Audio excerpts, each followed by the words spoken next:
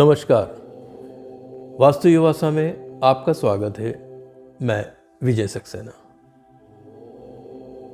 दोस्तों, वास्तु कभी कभी कितनी छोटी छोटी चीज़ों से ऐसा प्रभाव डालती है कि विश्वास नहीं होता। चकित रह जाते हैं हम भी और जिन क्या करते हैं वो भी।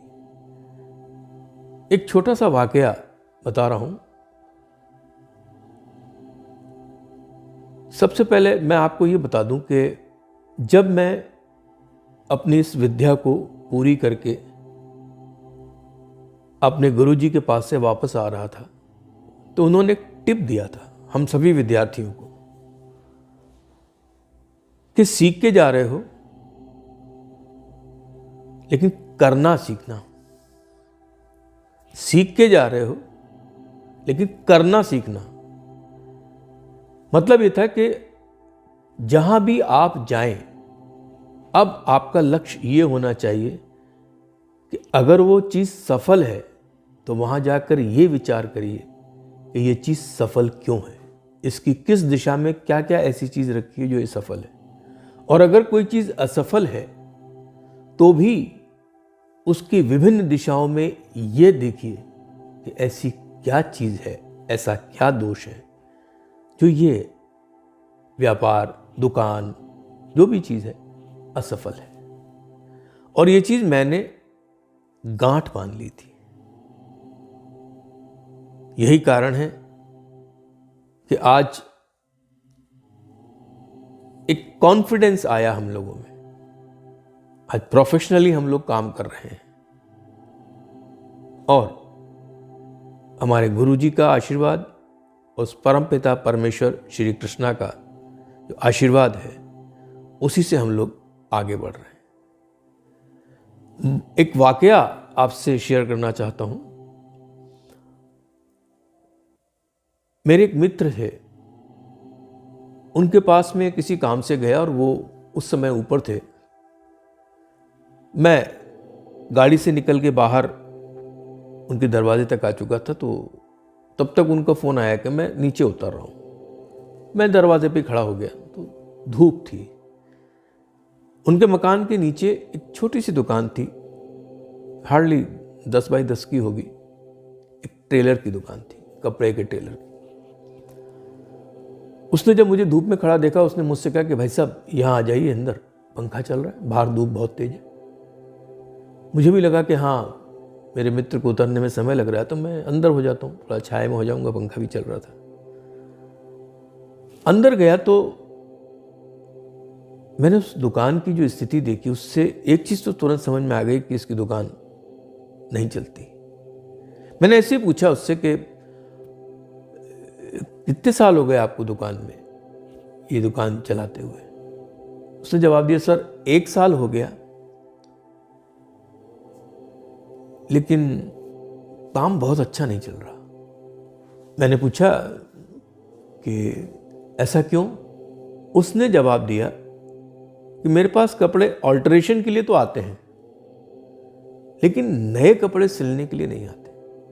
1 साल में मुश्किल से 5 कपड़े नए सिलने के लिए आए होंगे। उस व्यक्ति का दर्द जो था वो मैंने महसूस किया और मुझे अपने गुरुजी की बात याद आ गई कि जो तुम्हें 100 रुपए भी नहीं दे सकता उसका काम जरूर करना। और बस दिमाग में चलने लगा कि इसकी कौन सी दिशा में क्या रखा है।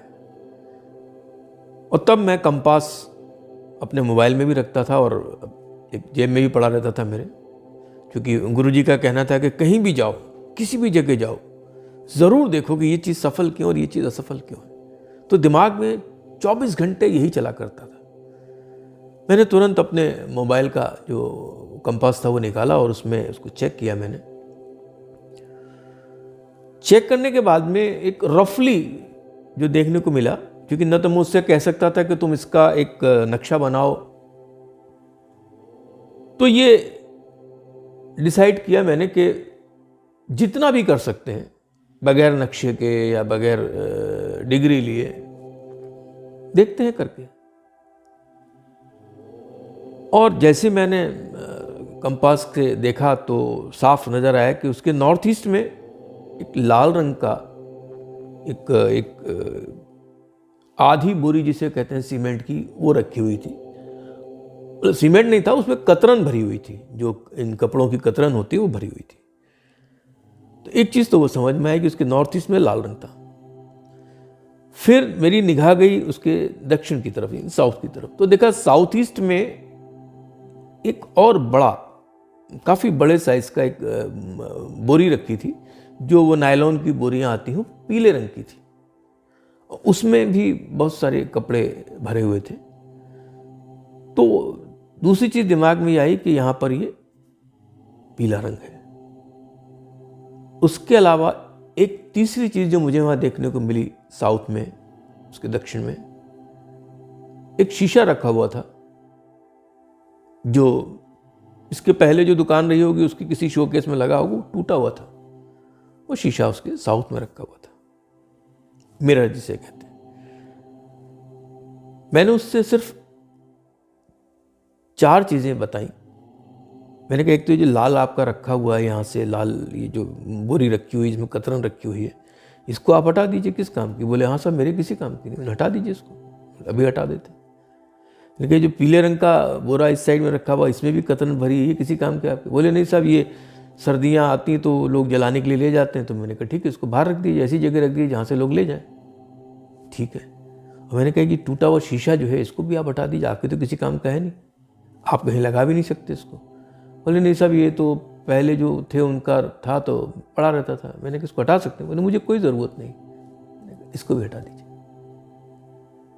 फिर मैंने उनसे पूछा कि आप जाते समय जो आपके औजार हैं, जैसे कैंची है या एक स्केल होता है लकड़ी का टेलर्स के पास में, वो एक मार्कर होता है जिससे वो कपड़े पे निशान लगाते हैं, वो कुछ धागे, कुछ इस तरह की चीज़ें, जो रील वगैरह के जो वो होते हैं पैकेट्स, वो थे, कुछ सुइयों के पैकेट्स थे, एक आध 2 चीज़ें और उनकी जो होती हैं वो। मैंने कहा ये सब आप चीज़ें कहाँ रख के जाते हैं? बोले साहब ये हम यहीं ड्रॉर में रख जाते हैं।